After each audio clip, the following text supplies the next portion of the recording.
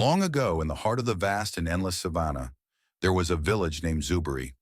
The people of Zubiri were known for their wisdom, strength, and a unique tradition passed down through generations, the sacred drums of the ancestors. These drums were not ordinary. They held the spirit of the land, the wisdom of the elders, and the voice of the forgotten. The elders of Zubiri told stories of how the drums were gifted by the great spirits themselves. It was said that as long as the drums were played every full moon, the village would prosper, the rivers would remain full, and the land would bear bountiful harvests. However, should the drums be neglected, the spirits would turn away, and darkness would descend upon Zuberi. For centuries, the villagers honored this tradition. But as time passed, new generations became more interested in wealth and power than in the old ways. The young chief, Jabari, a man of great ambition but little reverence for tradition, dismissed the drums as mere relics of the past.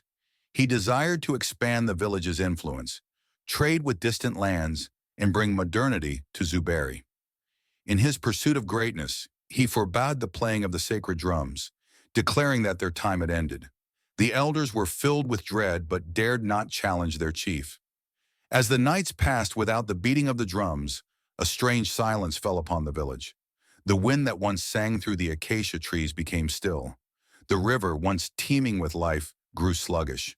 The crops withered, and animals that once roamed freely disappeared into the shadows of the forest. Then on the seventh full moon since the drums had been silenced, an old woman appeared at the village gates.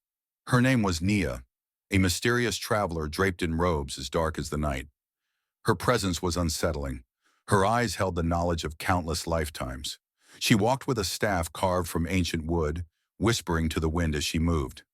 "Chief Jabari," she called, her voice echoing like distant thunder. "The spirits have sent me to warn you. The drums must not be forgotten. They are the heart of this land," Jabari scoffed. "Old woman, your words are of another time. We do not need the drums to prosper. We will forge our own path." Nia sighed. "You have been warned. Before the next full moon, the land will remind you of its power." True to her words, misfortune befell Zuberi. The sky, once bright and clear, turned gray, and an eerie mist crept into the village. Shadows moved without form, whispers filled the air at night, and an unexplainable sickness spread among the people. Children woke up screaming, speaking of voices calling them from the darkness. Jabari, though proud, could not ignore the suffering of his people. He sought the elders, demanding answers. They, with heavy hearts, told him of the spirit's anger. "Only the sacred drums can restore balance. We must honor the forgotten," they said. Desperate, Jabari led the villagers to the sacred shrine where the drums lay covered in dust. He hesitated, pride warring with fear, but as he touched the drum, a powerful force surged through him. The air grew thick with energy, and the ground trembled. The elders took their places and began to drum.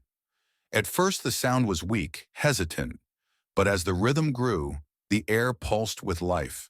The mist began to recede, and the wind returned, carrying the scent of rain and renewal. The whispers of the forgotten turned into chants of gratitude. Jabari, humbled by the experience, knelt before the drums. "Forgive me," he whispered. "I was blind to the wisdom of our ancestors." From that day forward, the sacred drums were never forgotten again, and Zubiri flourished once more. The legend of Jabari's folly and redemption was passed down through generations, a reminder that tradition and wisdom are the roots that nourish a people's soul.